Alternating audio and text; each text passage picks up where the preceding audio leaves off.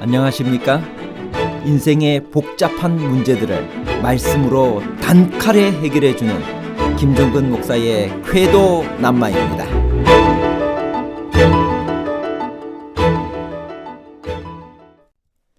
남자가 여자의 머리란 말은 남자가 그만큼 여자보다 우월하다는 말인가요? 남자는 여자를 지배하도록 창조되었나요? 남자가 여자의 머리란 말은 남자가 여자보다 우월하다는 말인가요? 아니면 남성, 여성의 고유한 직분과 기능을 강조한 말인가요? 우월과 고유한 기능에 관한 복잡한 문제를 하나님 말씀의 가르침으로 명쾌하게 해결해 드리겠습니다. 고린도 교회에 여자의 머리와 관련하여 어떤 문제가 있었나요?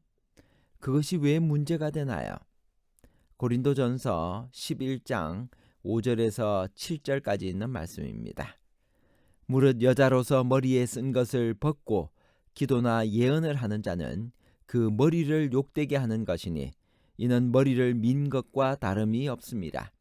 만일 여자가 머리를 가리지 않거든 깎을 것이요 만일 깎거나 미는 것이 여자에게 부끄러움이 되거든 가릴지니라. 남자는 하나님의 형상과 영광이니 그 머리를 마땅히 가리지 않거니와 여자는 남자의 영광이니라. 여자가 예배 시에 머리에 수건을 쓸 것인가 말 것인가 하는 문제가 고린도 교회에 있었습니다. 그것은 그 당시 관습의 문제였습니다. 여인들은 공공 집회에서 그들의 얼굴과 머리를 수건으로 가리는 것이 그 당시의 풍습이었습니다. 그러나 거기에 대해 반발하는 여권 신장론자들이 있었습니다. 남자들이 만들어 놓은 노예적 제도라고 반박하면서 그들은 머리에 수건을 쓰기를 거절했습니다. 따라서 많은 변론이 일어났습니다. 이 문제에 대한 바울의 권면은 무엇인가요?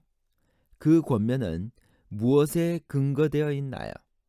고린도전서 11장 6절 만일 여자가 머리를 가리지 않거든 깎을 것이요 만일 깎거나 미는 것이 여자에게 부끄러움이 되거든 가릴지니라. 고린도전서 11장 8절에서 10절까지입니다. 남자가 여자에게서 난 것이 아니요 여자가 남자에게서 났으며 또 남자가 여자를 위하여 지음을 받지 아니하고 여자가 남자를 위하여 지음을 받은 것이니 그러므로 여자는 천사들로 말미암아 권세 아래에 있는 표를 그 머리 위에 둘지니라. 이 문제는 미묘한 문제이고 많은 반발을 가져올 수 있는 문제이지만 그것에 대해서 바울은 망설이지 않습니다. 바울은 단호하게 여자는 머리에 수건을 쓰라고 권합니다. 왜냐하면 여자가 머리에 쓰는 수건은 여성의 긴 머리처럼 여성다움을 나타내는 하나의 사회적 관습이기 때문입니다.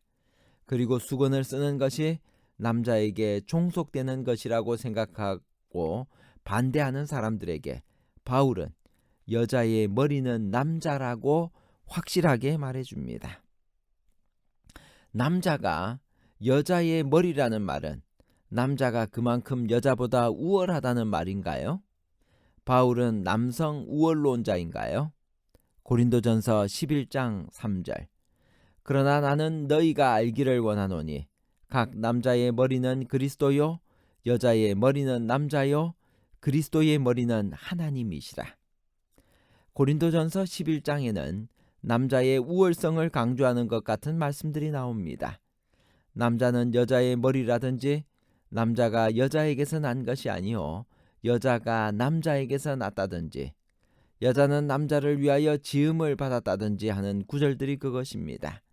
이런 말들은 여권 신장론자들과 여성 신학자들을 분노케 합니다. 그러나 이 말씀들이 여자에 비해 남자의 우월성을 말하려고 하는 것이 아닌 것은 이어지는 다음의 말씀을 보아 분명합니다. 그러나 주 안에는 남자 없이 여자만 있지 않고 여자 없이 남자만 있지 아니하니라. 이는 여자가 남자에게서 난 것 같이 남자도 여자로 말미암아 났습니다. 모든 것은 하나님에게서 났느니라. 여자가 공중 집회에서 수건을 쓰는 문제에 있어서 바울이 말하고 싶은 핵심적 권면은 무엇인가요? 고린도전서 11장 10절. 그러므로 여자는 천사들로 말미암아 권세 아래에 있는 표를 그 머리 위에 둘지니라. 여자의 머리는 남자라는 말은 무슨 뜻일까요? 이 말은 남자가 여자를 지배해도 좋다는 말이 아닙니다. 그것은 그 다음 구절의 말씀 그리스도의 머리는 하나님이라는 말로 증명이 됩니다. 삼위일체의 관계는 우열이나 지배의 관계가 아닙니다. 세 분 하나님은 동등하십니다. 아버지 하나님은 아들 하나님을 지배하지 않습니다. 단지 고유한 기능과 직분이 있어 성자 하나님이 이 세상에 육신으로 계실 때 아버지 하나님께 순종한 것입니다. 본질적으로 열등한 것이 아니라 그는 근본 하나님의 본체시나 하나님과 동등됨을 취할 것으로 여기지 아니하시고 오히려 자기를 비어 종의 형체를 가져 사람들과 같이 되셨습니다.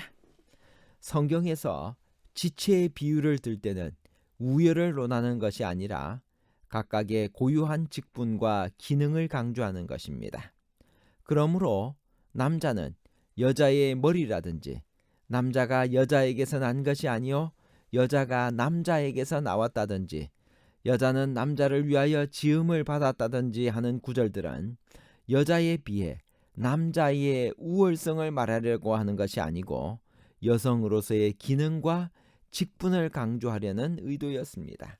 결론적으로 말하면 바울은 남성의 우월성을 말하려고 하는 것이 아니라 남녀의 고유한 기능과 직분의 중요성에 대해 말하고 있는 것입니다.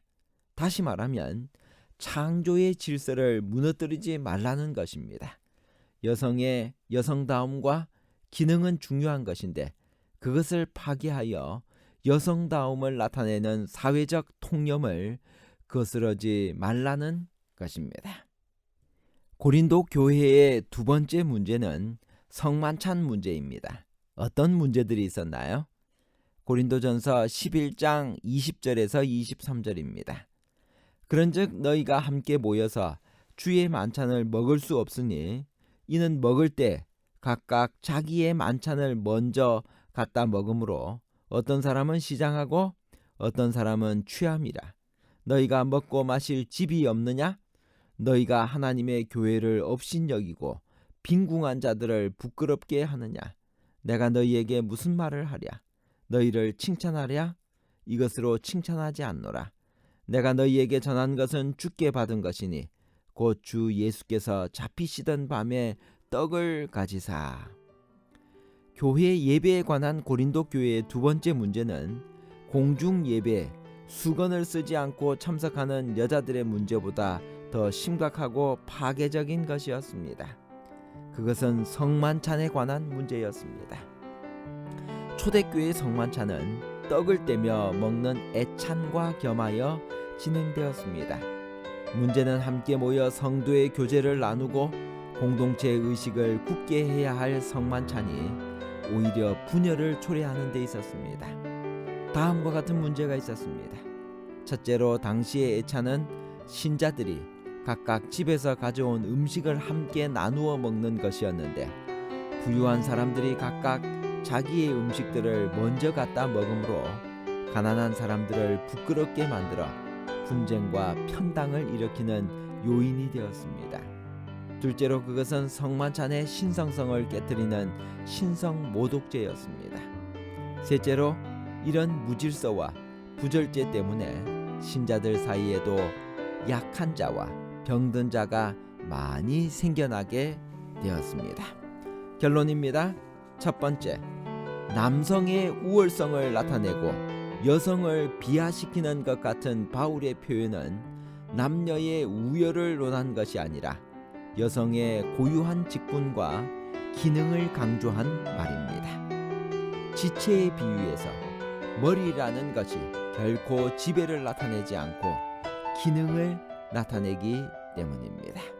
두 번째, 성만찬 예식에서 떡은 그리스도의 몸이고 포도즙은 그리스도의 새 언약의 피입니다.